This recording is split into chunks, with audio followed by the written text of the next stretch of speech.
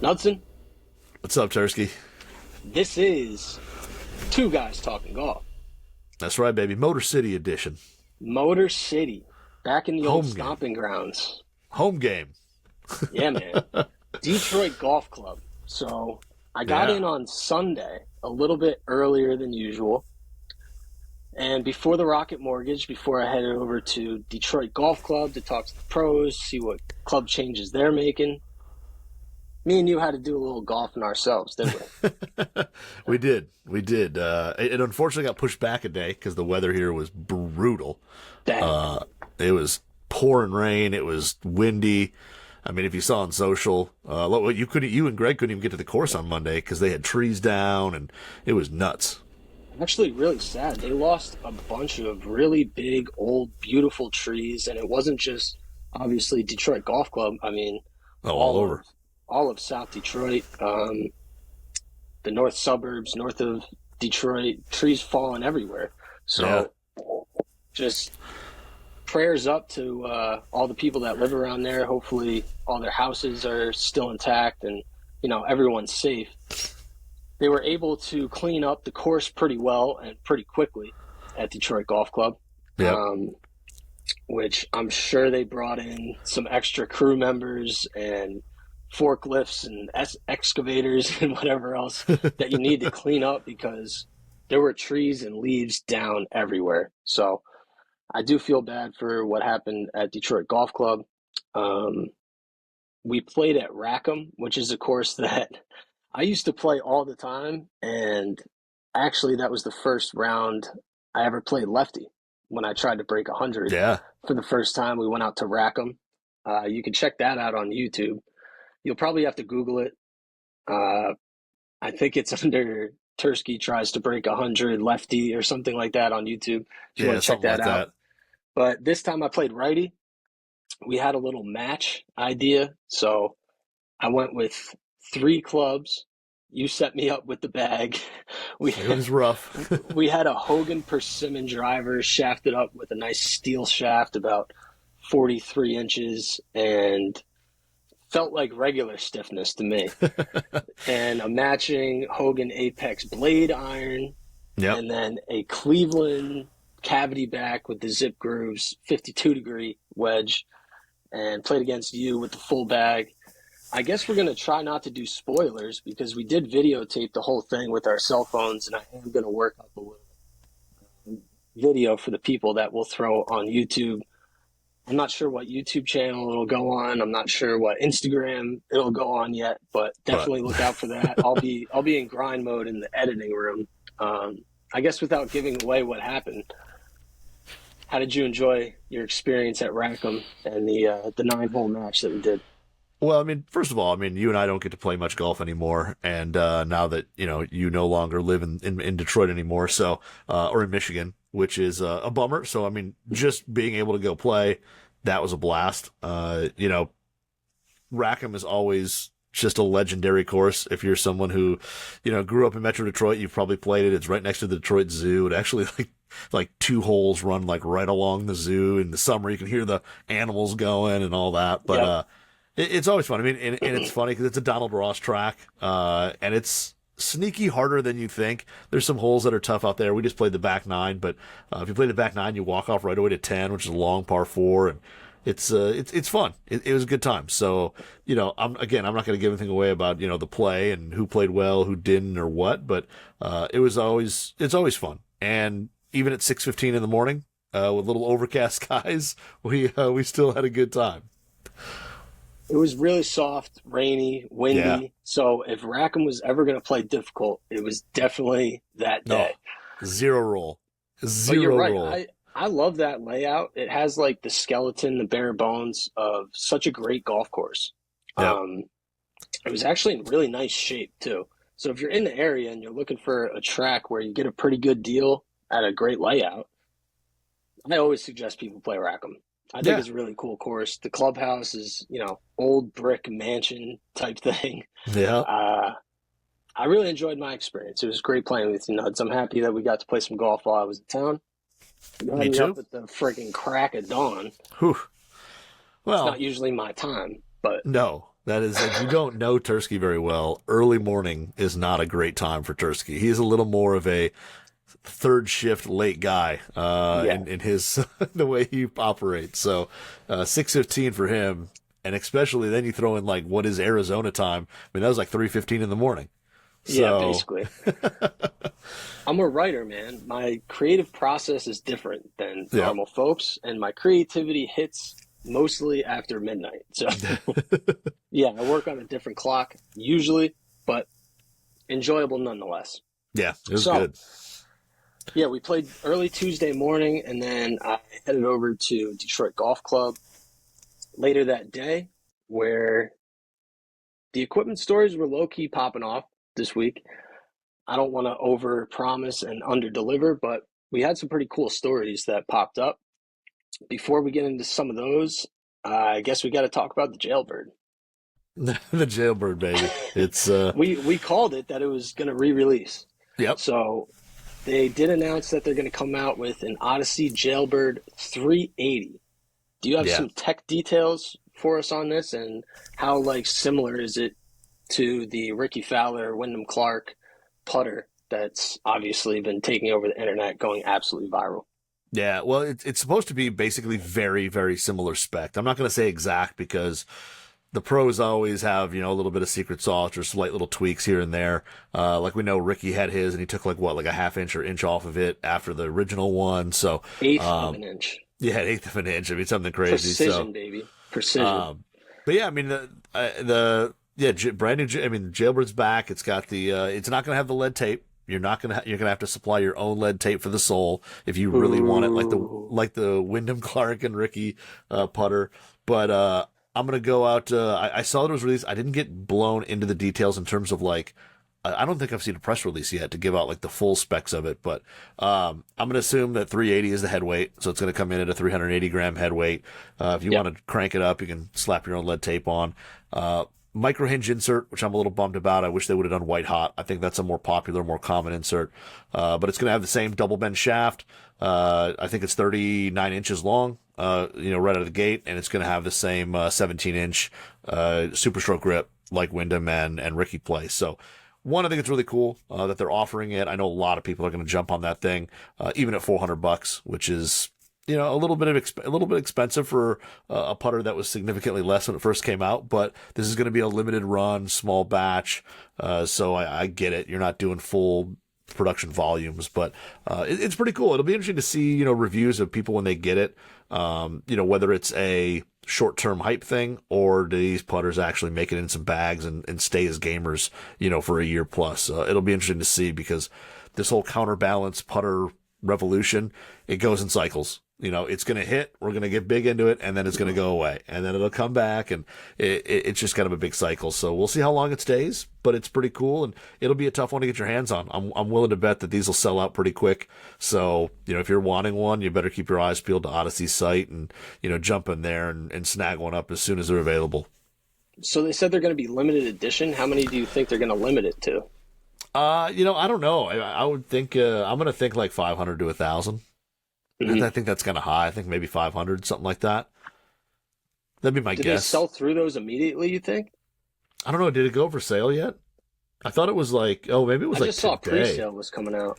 Yeah. That was the other thing that was interesting. I saw somebody make a post on, I think it was on social media, that if you get it, like you go and order the Jailbird, it's actually like a 2-month wait or something like that. 2 month wait, meaning what? Meaning, like, I feel like they're being built right now, and they are not like on the shelf waiting to come out. Okay. Yeah, so obviously like kind of a last minute thing. I mean, the Jailbird just got super hot within the last 3 weeks, realistically. Yeah. Well, exactly. So, I mean, I'm assuming if they're building these heads, like they probably don't have just tons of them laying around a warehouse anymore. So they probably have to go back overseas, get these heads cast, get them finished, get them built, and then have them, come back over, which takes some time. But it's a cool product. I think this is going to be one of those kind of exciting pieces that a lot of people are going to want to snag and try for themselves. Is it especially people who are struggling with putting right now, is it something that helps them make a few more putts? if we live in a simulation, which I'm not saying that we do, but if we do, the Keegan Bradley win makes so much sense. Oh yeah. Oh yeah. Like Ricky and Wyndham obviously put the Jailbird on the map for the general golfing audience, but anyone who's a real serious gearhead knows that Keegan Bradley has been playing with the Jailbird since 2021. Yeah. So right after this putter gets crazy hot, Keegan Bradley steps up with his Jailbird and then gets the win at the Travelers. Yeah. The week that every single person in the world is testing this putter. It's just absolutely unbelievable timing that I can't really wrap my head around. The only explanation I have is that Keegan got pissed. He was like, wait, hold up. Like, Yeah, I'm really the one that started this thing. I put the putter on the map. And I also talked to Ricky Romano, who is Ricky Fowler's caddy, this week. He was the one that kind of put everything in motion because Ricky Fowler tried out the caddy Ricky Romano's putter and liked it and then got a replica. Yeah. So I asked Ricky Romano where he got the putter from. And he was like, I think it was about 9 years ago, but I got it off Charlie Belgian's like little tour truck that he would roll around with. So he actually got that from Charlie Belgian. So about a decade ago at this point, Charlie is really the one that put all this in motion. So hope he's getting some royalties. I know. It's just been a Ferris wheel with this Jailbird situation. Ultimately ended in the product re-releasing, which I believe we called about three weeks ago that this was going to come out. So came to fruition pretty quickly. I think people will probably look at the price tag and be like, yo, what is going on here? But if you look at eBay, like, oh, they're going nuts. All of the original Jailbirds are going for over friggin' $1,000.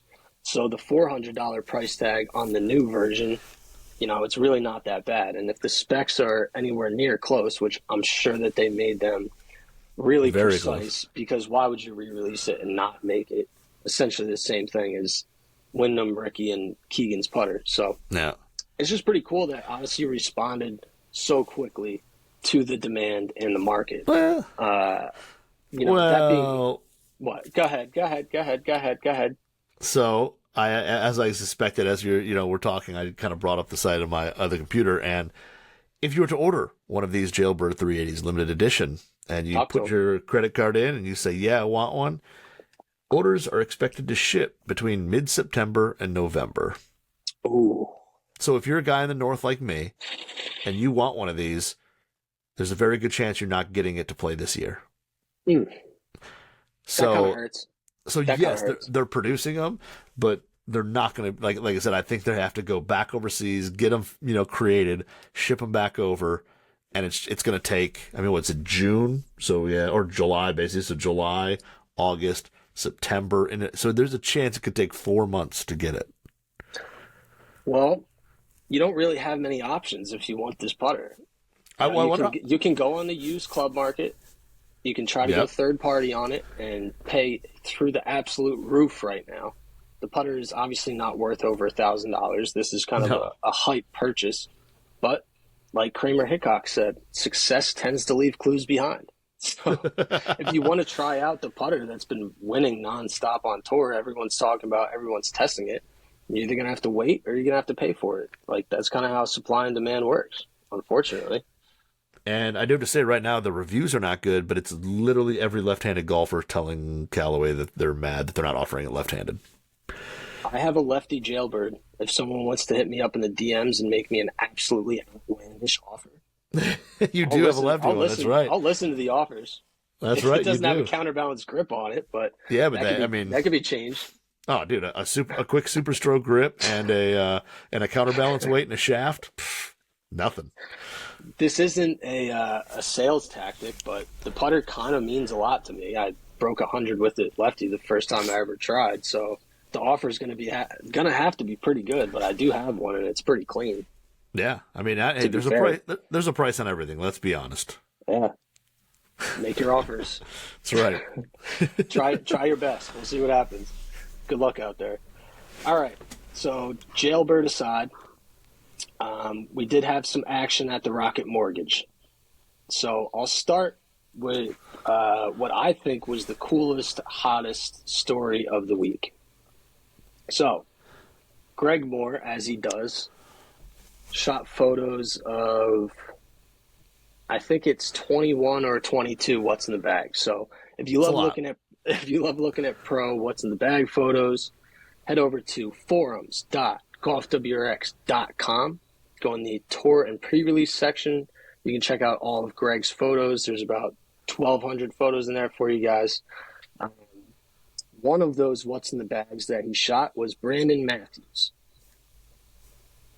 So pretty much the first thing, right when I show up at Detroit Golf Club, right after our match, he tells me about this shaft. He shows me a picture. He says, "Have you ever heard of the Monstar golf shaft?" Yeah. I look at the photo. It says Monstar full titanium. I think to myself, Monstar, that reminds me of the Space Jam Monstars. The villain team that Bugs Bunny and Michael Jordan played against. Yep. But no, Greg, I had not heard of the Monstar golf shaft. But it obviously was intriguing. It says full titanium on it. You don't often see full titanium written on a golf shaft. Nope. So I did a quick Google search, just standing like right there, and not much was coming back. You know, there was no like full product information. There wasn't really much going on at all on Google. Yeah. I had no idea. So I shot you a text. I said, Knudson, you ever seen this shaft, the Monstar golf shaft? Thinking that I would get some sort of reply back, like, yeah, I mean, I tested it back in 2017. It was pretty good, you know, mid launch, mid spin. It's not my gamer, but I have it as backup. You know, that's the kind of response I was expecting. What I got back was never heard of them. Yep. I had not. I was shocked. I mean, there's a lot of stuff kind of from like the JDM market, that especially in the shaft side, that is kind of a mystery to a lot of us, that exists over there, doesn't exist here, never comes over here, for a plethora of reasons, whether it's, you know, price, the company doesn't, you know, is just in that market, whatever. Some stuff's kind of built around the golfing scene over there. And, yeah, this is one of them. It looks really cool, but have not seen it. So getting that text back from you, my alarm bells just ringing off crazy. It's like, all right, we got something here. I got to figure out what the heck's going on. It kind of gets like the journalist in me jacked up. It's like now I'm on a story chase. So I tracked down Brandon Matthews. I couldn't even take it. I was like, he was playing mid round, and I was like, I got to go talk to him. I got to find him. So I camped out on one of the holes just waiting for him, and he rolled through, and I was like, hey, Brandon, you got to tell me about this driver shaft. Like the people and me need to know. We need to know what's going on. So I asked him, and here is what he said, quote unquote. He said, I got it a couple years ago from a guy I know. I guess it's from overseas in Asia. I think it's similar to, I guess not similar to, but in the category of the Autoflex. It's not as whippy, though. It's not as whippy, though. He said, my buddy had one, and he was like, hey, can you try this out? And then he said, actually, this was the shaft I won with last year at the 2022 Astra Golf Championship on the Korn Ferry Tour. He said, I don't know the ins and outs of it, unfortunately, but it works. He said it's really sweet. So he doesn't really know what's going on either. He just really likes the performance, and we confirmed that it's JDM shaft. Yep. But that didn't really help me too much. Nope. So I had to get back on my Googles, and I tracked down, it's called the Love Golf Blog, but unfortunately not written in English. No. And the way the site is like formatted, you can't just press Google Translate and it translates it. So I had to take photos and then rip the text and then go into AI to translate it. But ultimately we got it translated. I guess I'll just read it real quick. I mean, it's kind of long, but you know, if you're interested, you're interested. Hello, this is Love Golf. Today we're going to talk about the full titanium Monstar shaft, which is made with an inserted titanium wire. What's good about having titanium inserted is its resilience is overwhelmingly good. Of course, good resilience would greatly help with direction and distance. The Monstar shaft is available in our store.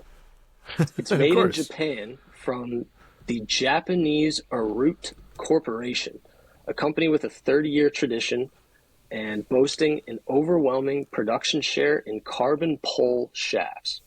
With their unique carbon manufacturing technology and the expertise accumulated over the years, they have finally launched a new product, the 2018 full titanium reinforced Monstar shaft. The inner diameter of the reinforced shaft uses a mix of 60-ton carbon, which has a strength more than twice that of steel and an elasticity rate of more than 5 times steel.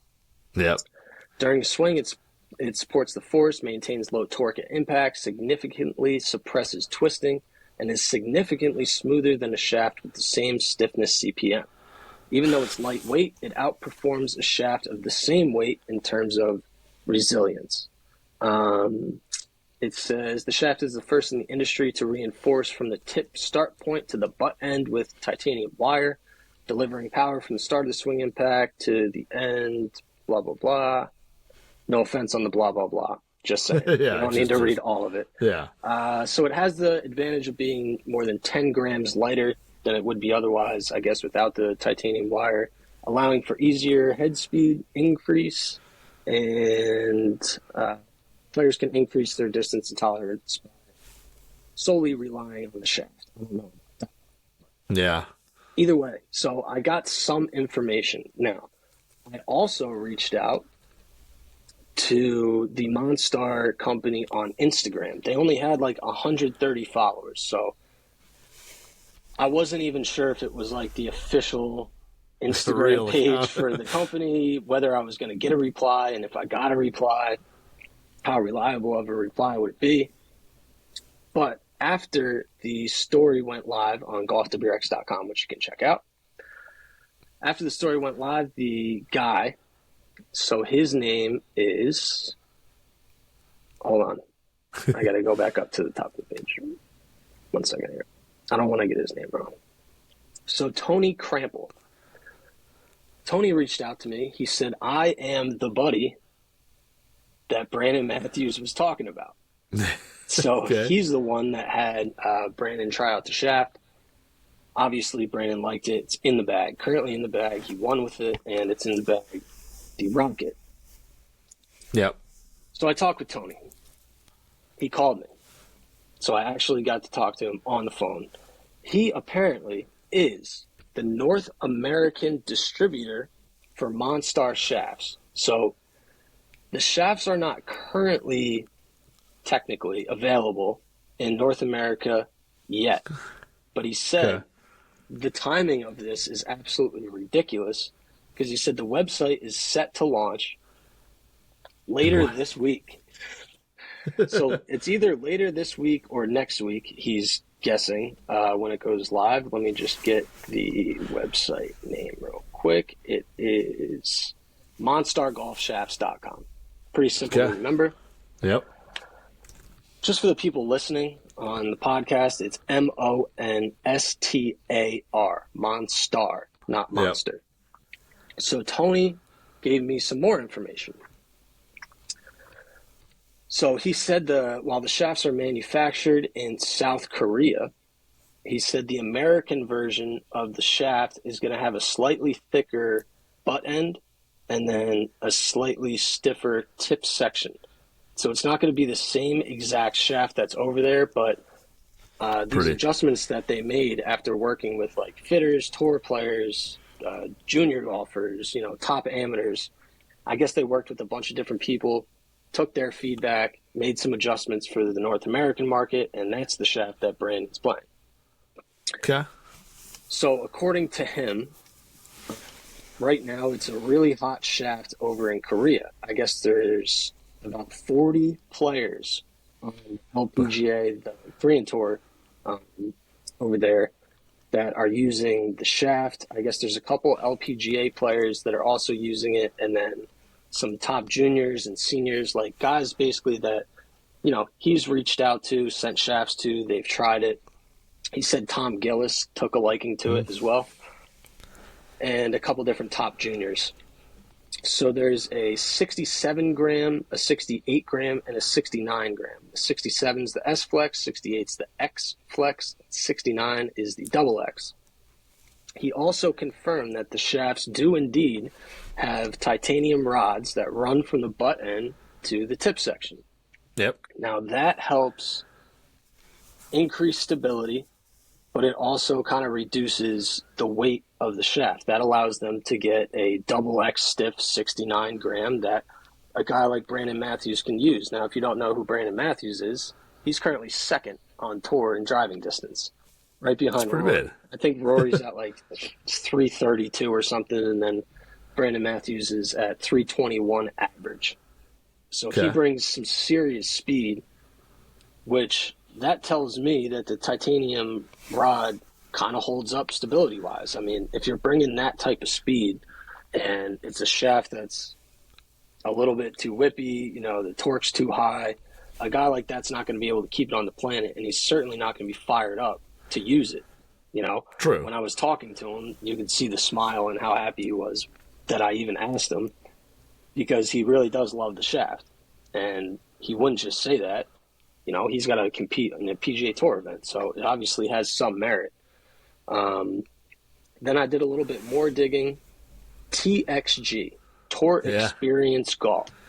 So they did a test comparing this Monstar shaft against an Autoflex shaft, but they measured out like the CPM rates of each, and I guess Autoflex, I think they did 2X stiff. So the Autoflex X stiff was about 210 CPM, which is really low.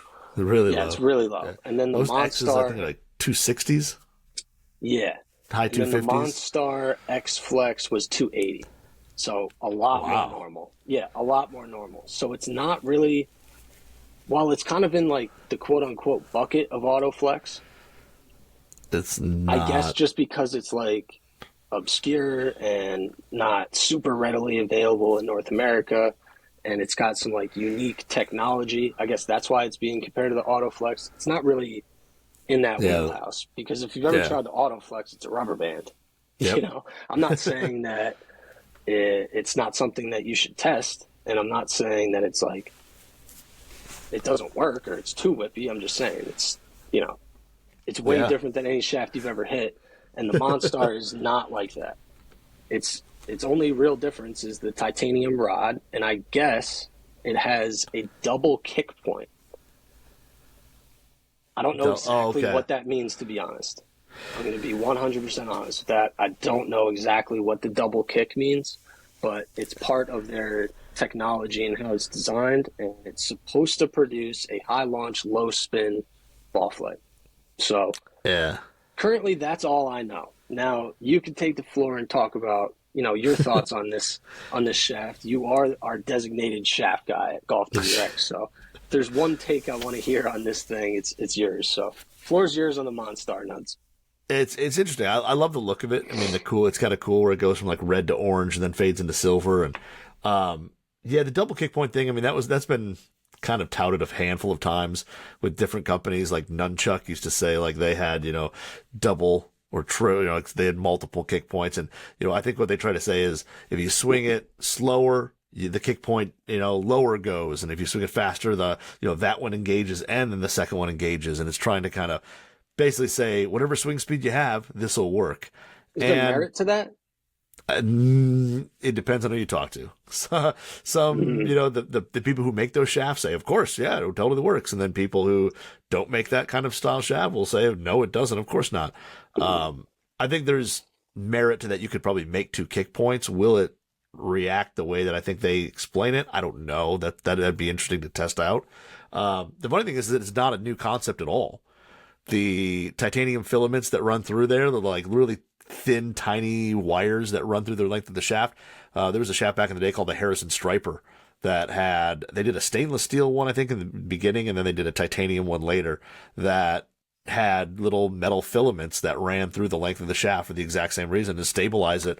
And Mitsubishi does a little bit of something similar with boron, that they found, that they say that, the boron has the same, like flexibility, same, stiffness as like the carbon they use, the graphite. But it compresses better. So it's, more stable, but it still moves around, just like the graphite. So very cool. Very interesting. Also very cool that they're doing basically an American version, because there's a lot of people who have gone overseas, hit a lot of JDM product or imported it, and found that a lot of the shafts and stuff like that play a little bit softer. And overall, the swing speeds here in America tend to be a little bit faster in general compared to, some of the Asian markets. So, very interesting that they're going to have, larger butt section, kind of help reinforce the shaft, make it probably a little bit stiffer, a little bit heavier, something that we're, more used to here. But yeah, it'd be interesting to cut one open. I remember Harrison back in the day, they'd have a little section that they wouldn't paint, so you could see the little fibers or the little wires run through. Visible technology. Yeah, you could see it, which is pretty cool. I'm like, I wonder if you were able to like strip these and check them out. But really interesting. I mean, these shaft technologies, like you said, Autoflex and, even BST Brava and, Mitsubishi's now doing the Vanquish. These, more flexible yet stable shafts are starting to become more and more popular. So it's kind of cool to see another company, doing something a little different yet not necessarily different in the space. So it'll be interesting to see if it catches on. When they start their website, it'll be interesting to see what the cost is, because a lot of these things are not cheap. I mean, you talk about Autoflex, and those are $700, $800. Mm-hmm. Some of the other ones, I think the Brava is like $400. I mean, they're not cheap things. So it'll be interesting to see what the price point is, and also, when they do become available, what, do they catch on real quick? Do people jump in to grab them and test them out for themselves? How quickly do they get in fitters' hands where you can go get fit for them? But, it's an interesting setup.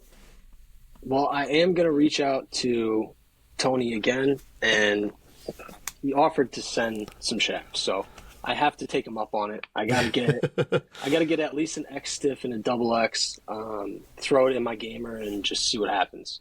Yeah. And I'll obviously report back. I do have a launch monitor now, portable launch monitor.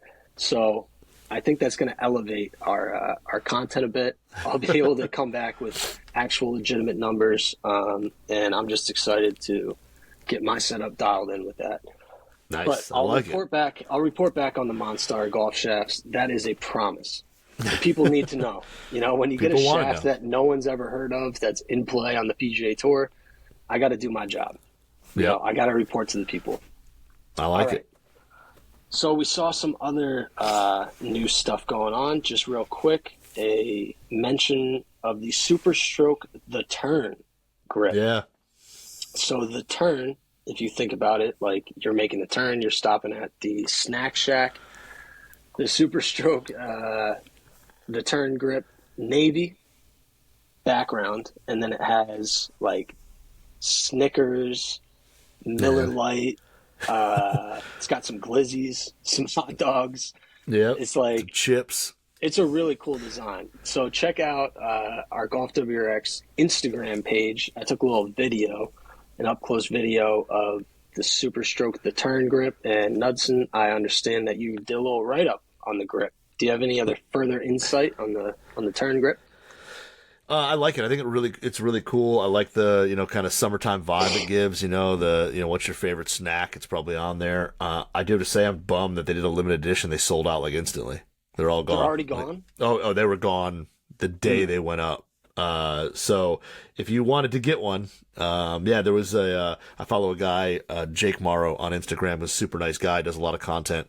And I think I don't know if he is, so don't quote me on it. He may be kind of like a Super Stroke ambassador type guy, but super nice dude. And he posted something like, I think he put up, there were only like 500 or something of them made of each one. Mm-hmm. And he's like, they were gone. So already wiped. Wow. Already wiped out. So yeah, I just went on the website right now, also sold out. So they made 3 different styles. They made the Pistol Tour, the Pistol 1.0, and the Tour 2.0. All 3, unfortunately, gone. So it looks like if you want a cool Super Stroke limited edition grip, you got to get on there early and snag it. Or you could be me. I do have one. Oh man, between a Jailbird and that, You're just going to be living the high life. Maybe I should put that onto the Jailbird. Oh boy, that thing would be worth $1 million. Oh my God, I could retire. I mean, yeah, you just retire. You'd be so wealthy from selling that putter. That's not available. Honestly, neither of them are available.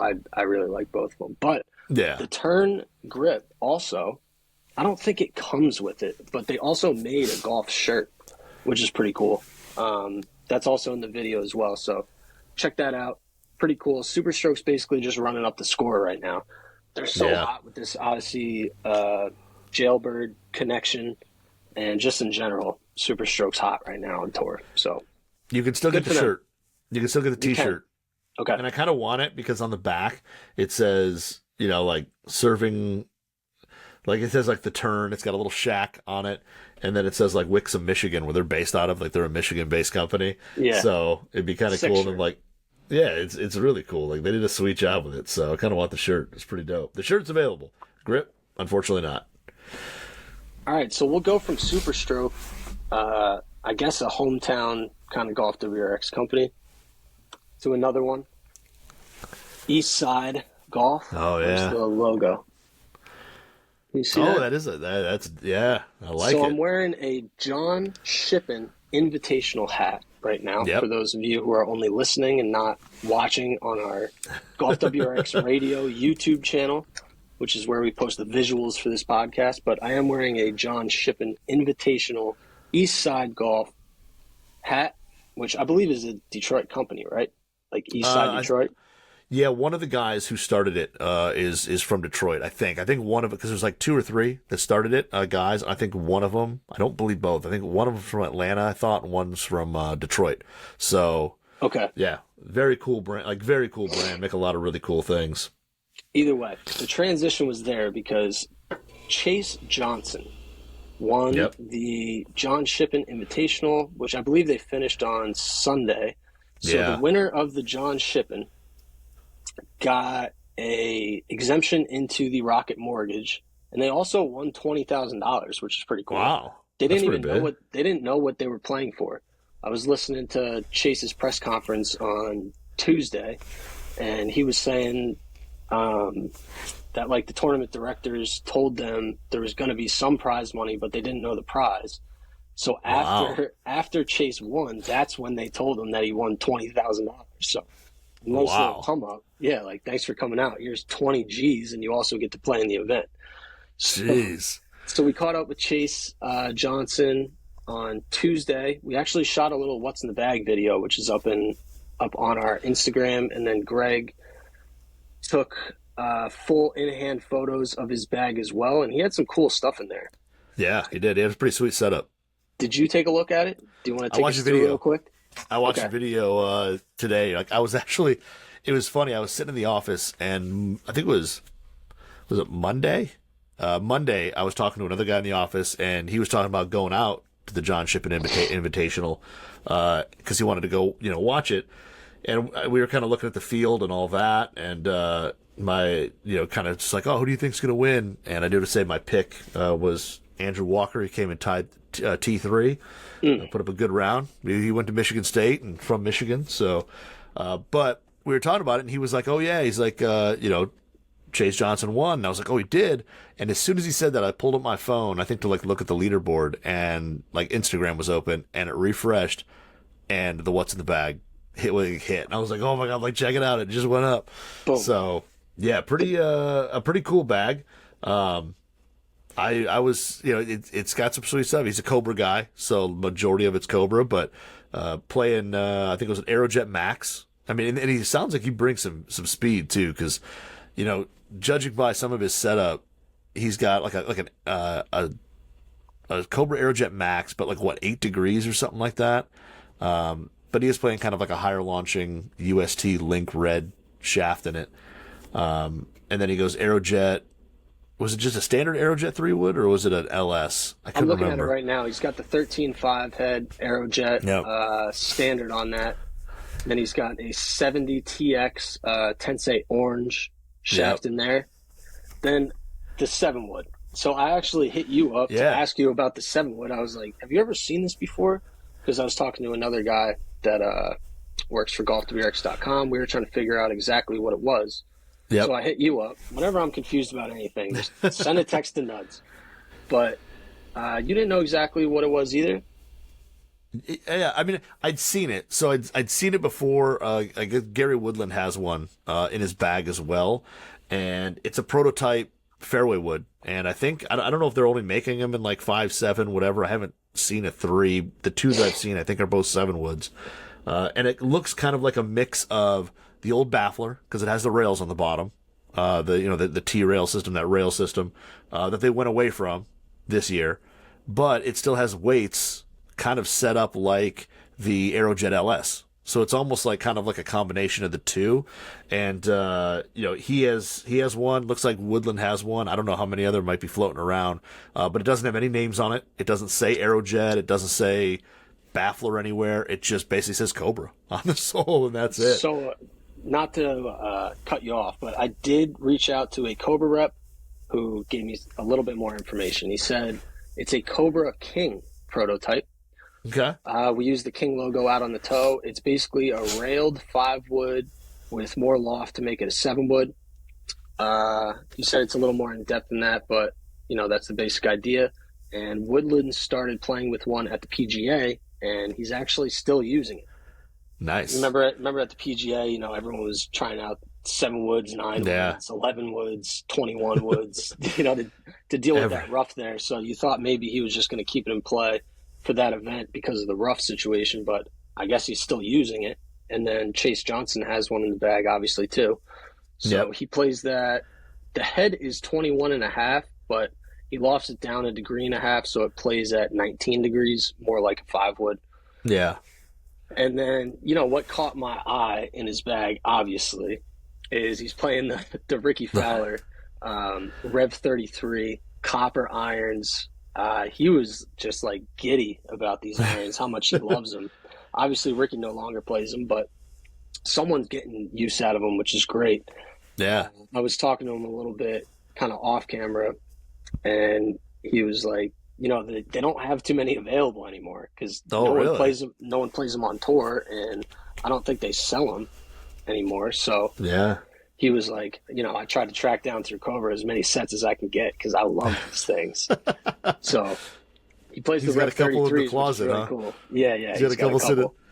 His also like the soles, like now getting like kind of an up close version of someone who uses them like a lot. The soles are extremely shiny, like they're almost goldish instead of copper because of like the use. They look pretty sweet. They got a really, really cool look. But he's playing like C-Taper 130Xs. I mean, he's got to be bringing some heat. I was watching him on the range. He definitely has swing speed. I wasn't looking at his GC. He uses TrackMan. I wasn't looking at his numbers or anything, but he obviously has crazy speed. I think does he chip cross-handed? Or I don't know. The was video he just I saw, like doing that as a drill? Oh, I didn't see that portion. I saw him hitting balls, but I was kind of focused on the clubs more than watching him swing. I know he hit a few. So was I, honestly. And then he goes Vokey wedges, Toulon putter. And I don't think we put it live on our Instagram yet, but he also took us through. He has like a lucky ball marker. Oh, nice. From St. Andrews, and then he has a divot tool with a Harry Potter theme. It's actually awesome. I'm not like a Harry Potter guy, but I guess he has an affinity for the Ravenclaw school, or I don't know. I'm sorry to the Harry Potter fans if I butcher like it was the Gryffindor or something. Yeah, I'm not a big huge guy. I think he said Ravenclaw, and then on the 4 sides he has like different shout outs to Harry Potter's Ravenclaw, whatever that means. We're gonna put it out on the Instagram, and you'll get a look at it. But it's actually kind of a sick divot tool.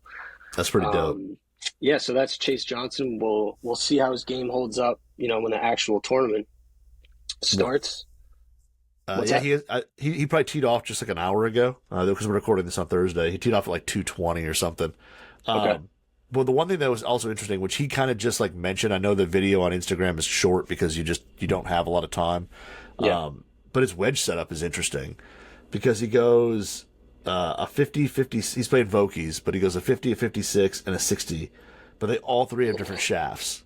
Yeah. So the 50 degree matches his irons, C taper 130s, which makes sense. I mean, if he hits more full shots with that club and, wants the same feel and everything in his iron set, makes a lot of sense. And then he goes to a KBS money taper 130 in the 56, which is kind of like mid-high launch, very, in low spin. So I don't know if he's maybe trying to take a little spin off. Maybe he hits that thing too hard and it zips back. He's trying to control the spin a little bit. And then the 60 degree is a KBS high rev 2.0, which in a 135, which is a softer tipped, higher flying shaft. So, like he's trying to add a little loft to the 60, but he's trying to take a little spin off on the 56, and then he's trying to, match the gap wedge with his iron set, which I know he said it was like, well, it's kind of unique, and it is, but it makes a ton of sense for a guy like him who's so dialed in that those little changes probably make a big difference to his wedge game. Yeah. Super nice kid, and obviously he seemed to be a gearhead because he was kind of giddy just talking about all the stuff that he has in the bag. You mentioned the video being short. It was kind of funny. I went up to him and I was like, "Hey, you got time to like take us through the bag real quick?" And he was like, "Yeah, I got plenty of time. I think I tee off in 5 minutes." I was like, "Oh, okay. Okay, we'll be quick." All right. But he did. He wanted to talk gear. He has obviously a pretty cool setup, so check that out in the forums as well. The last like super interesting story that I thought, at least from the week, was Chris Kirk has a new Callaway prototype. It's Jaws Forged, right? Jaws Raw. Jaws He has Raw. a new Callaway Jaws Raw prototype.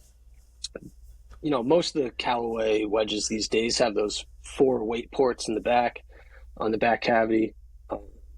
His looked a little bit different. Yep. It looked like some stuff was going on. Like they ported some weight out. Something custom was going on with the grind. So I just had to talk to him. Greg shot some in-hand photos. He showed me. He was like, "You got to talk to him." And I was like, "I agree." So talk to Kirk. As it turns out, he's quite a gearhead too. Absolutely loves equipment. Oh, yeah. So he said it's quote unquote, "It's a new prototype that they just made for me a few weeks ago. A lot of times when they build me a new wedge, they'll make it a swing weight heavy just in case, I need to do any adjusting weight-wise or grind-wise. I spent a few weeks just kind of messing around with it, chipping and getting a feel for the sole.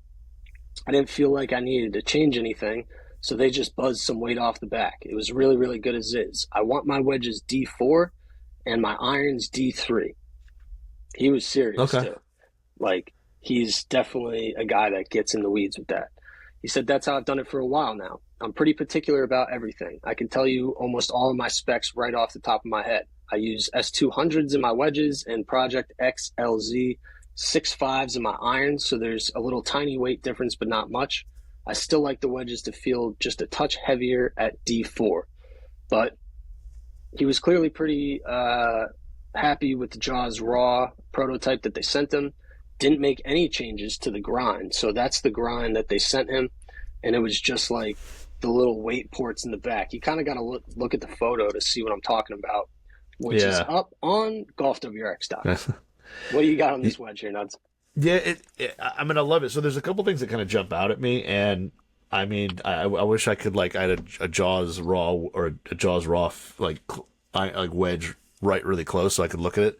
The first thing is that with the holes there, they're filled with lead. They usually kind of plug them, and it's pretty cool. I've actually tried this before, where I actually drilled out 2 ports in an old wedge and actually dangerously melted down lead tip weights and poured them into the cavities, which terrible idea. Don't ever do it.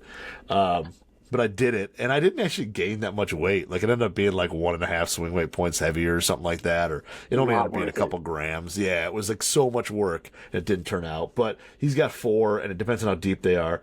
But the other interesting thing is up near the toe, how thick the wedge gets up near the very top of the toe.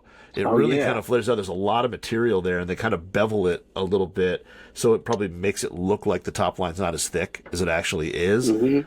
And I don't, like, I'm looking up I got a Jaws Raw wedge. It's black, but just sitting up there in a 60, and it doesn't look near that thick. So I think with him, they're adding weight, but then they're also moving that mass up a little bit. to maybe kind of create a little higher center of gravity, maybe move that CG up into like the dead center of the club, because maybe that's where he hits it the most. And then it's got a pretty aggressive C grind on it. A lot of trailing edge relief, ton of relief in the toe and heel. It looks like one of those wedges you could just lay flat out open on like a hardwood floor and still get under the ball. It's got a really aggressive grind. So I think it's pretty cool. I love when you see stuff that's kind of hand built like that. And you can tell it's, just kind of a one-off. There's no markings on the hosel, anything like that. There's no loft stamping on it, nothing. I mean, it's a total custom one-off job for him, but it's pretty cool looking. Yeah, it's a sick wedge. And then he seemed like he wanted to talk gear a little bit, and he had a second. So I asked him real quick about the Apex MB Black irons that he's been playing this year. He newly signed with Callaway at the beginning of the year, and he threw these in the bag. So I just asked him about those quick, and he said, for some reason, I've always hit darker irons better. If you had a chrome version of my irons and then looked at mine would look significantly smaller, even though they're not. Yeah. I don't know why that is, but I want my irons to look as small as possible. That's the reasoning for it. I just feel like if you give me a cavity back iron, I'm going to hit it all over the face. And if you give me a teeny blade, I'm going to flush it. I've always been that way. Amateurs, I would say close your ears on that one. Yeah, that's probably want to utilize a bigger face with some cavity back tech. But I get what he's saying. When I'm like super dialed and I'm feeling great with my irons, it can kind of bring your focus in to have a smaller club. I'm obviously not a ball striker like Chris Kirk, but I see what he's saying. And black irons, to my eye, they definitely look a little bit smaller to me too. I don't know if you have the same experience, but that's obviously some sort of color manipulation with the human eye. I don't know. Is that your experience as well? Yeah, 100%. I remember when, it's funny that we talked about the Jailbird earlier, but I remember when Odyssey first came out, the Versa line. And when they first came out, they had black-white. So black head, white stripe. And then they had a white head with a black stripe because, certain people like different things. And there were two things about it. One, the white head, even though they're like you take a number 7, the white head and the black head, they looked, the one that was lighter looked bigger. The white one looked bigger, even though it wasn't. It was the exact same head. It looked bigger. And for all the ones that they made both colors in, the all white one always looked larger. The black just made it look smaller, more compact. And the interesting other thing was that they had, in the white, they had a black insert that was made out of the exact same material. Everything. It was a white hot insert, all that. It was black instead of white. And Callaway even said, they even said, in our testing, whatever, everybody thinks the black one feels firmer, but it's the exact same. We've measured it, everything. It is exactly the same as the white one. And when you putted with it, it mentally messed with you, and you thought it actually felt a little bit firmer than the white one. It was just a weird concept. But yeah, colors can definitely play kind of a trick on your eye, and I totally get what he's saying with it looking smaller. I totally believe it. We're going to have to get some sort of color expert or engineer on this show to ask them about it, because it actually is really interesting. It's fascinating. And companies make all sorts of different colors. So whatever your eye sees best, that's probably the color club you should play. So something I've never really dug into or thought about. No. But pretty interesting there from Kirk. And then the last topic I just wanted to bring up was Kyle Reefer's What's in the Bag, which Greg shot. Unfortunately, I wasn't able to talk to him. I was trying to track him down. I was not able to before I got out of Detroit, so we're going to have to catch up to him in a following week. But his What's in the Bag is just full of some absolute gems. He's got a TaylorMade Aero Burner 3 high launch 16.5 degree 3-wood. He also has a Ping I-25 22 degree hybrid with a mountain of lead tape out on the toe. He also has a Nikent 30X ironwood. Wow. 18.5 degrees with some lead tape on the back. Oh, and the old NV shaft too, the and NV the hybrid. NV shaft, Wow. which everyone in the world has at least tried or tested, if not played. Then the irons, they're not the Ping S55s. They're the Ping S56s. You don't see the S56s floating around too much, so really cool that he has those in the bag. He has a normal setup otherwise, I suppose. He's got SM9 wedges, and his driver is what? A Callaway Rogue ST Max LS. So Yeah. stuck with last year's model. Stuck with you. And then he's got a White Hot Versa 3T, which Yeah. Cool looking putter. he's obviously a Versa guy. Seems like a candidate for a Jailbird. Yeah.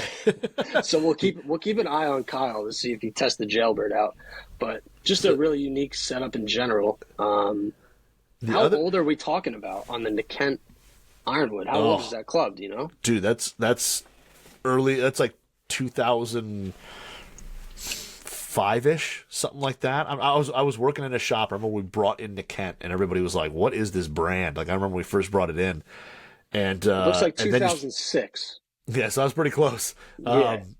And I remember it coming in, and we were kind of like, "What is this stuff?" And then we started hitting it, and you're like, "Wow, this is." They made some really good. They made some terrible clubs too, like some square drivers and some weird stuff. But man, their hybrids, even some of their irons, were absolutely phenomenal. Then also, I mean, you said the Aero Burner TP 16.5 with an old Fujikura Motori Speeder VC 7.2. That VC series was so good. I loved it. You still see it on tour. He's not the only guy that's playing that shaft still. So out of all this stuff, which is all super interesting, because, I mean, you said the Ping I-25 hybrid that has a brand new hazardous black Gen 4 shaft in it, which is interesting. But the most interesting thing to me, for whatever reason, that jumps out, and I guess it's just like kind of the club builder in me, is that if you look at the hosel, the shaft tip on his driver, you can tell that a couple of those rings are like brown, meaning that instead of them, like if he wanted a different shaft or wanted to tip the shaft, whatever, instead of using like a brand new shaft or a brand new tip, they actually used heat, pulled that tip off, did whatever changes, whether they reshafted it, whether they tipped the shaft, whatever, and then installed it back in and put it in this head, which is kind of unheard of on tour. Usually if a guy wants to like, hey, I like the shaft, you know, but I want to try it tipped an inch, they'll just go get a new shaft and tip it and build it and hand it to him like it's done. Why did they pull a shaft out of this tip? You know, or is that tip like opening the face or closing the face or making it sit somewhat perfect for him, and he didn't want to change that? But that's really interesting. He does play it at -1, so maybe he does want that face looking a little bit open. But that's really interesting. Obviously not something that I would catch because I'm not a club builder, but yeah. And the only reason I know is ask him. He strikes me as a guy that's probably doing his own work. So maybe that's something that he did, but I didn't mean to interrupt you. Go ahead. No, you're good. But that's it, because he's playing that like an Acura TZ6 Proto. I mean, it's a pretty popular shaft, but it's just, I would love to know the story of why that tip had to be pulled instead of just giving him. I mean, he's a professional player. If he walks to the Callaway truck is like, yo, I need to get a different shaft or whatever, like they're just going to build him one. Like no questions asked. So why did he can get whatever he wants? I'm sure that this club was not built on a tour van at a PGA Tour stop. That's just my guess.